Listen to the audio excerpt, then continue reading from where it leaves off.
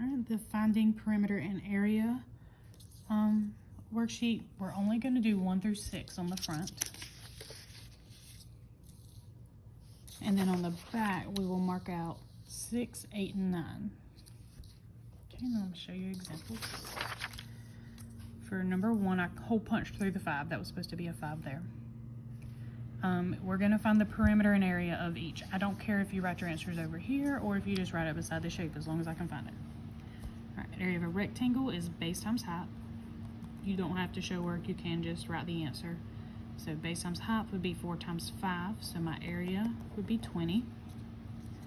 And then perimeter, you add all the edges. So 4 plus 5, another 4, another 5. So you add everything together and you get 18 for the perimeter. Okay, so you'll finish up through 6 like that. On the back, I'm going to do 1, 3, and 5. 1 says a piece of plywood was cut so its length was 8 feet by 4 feet. What is the area of the wood? So it's asking for area, which is again base times height. So we'll do 8 times 4 and get 32 feet squared. I don't count off if you don't put the feet squared, but I do want you to know the difference between what gets just regular feet, what gets feet squared, and what gets feet cubed. But we will go more into depth on that later. Number 3, a rectangle swimming pool was 9 meters wide with a surface area of 90 square meters.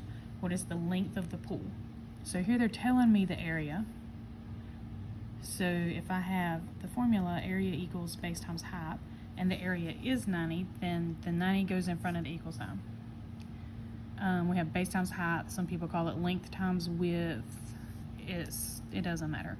So we have a 9 times, you can put H, W, X, whatever. I want to know what is the length, so we'll go with L. Divide by 9 to get the L by itself. 90 divided by 9 is 10. That would be my length. It would be 10 meters. All right, number 5. A book had a width of 5 inches and a length of 5 inches and a width of 8 inches. What is the perimeter of the book? So it's asking for perimeter. Do 5 plus 5 is 10, 8 plus 8 is 16, 10 plus 16 would be 26 inches.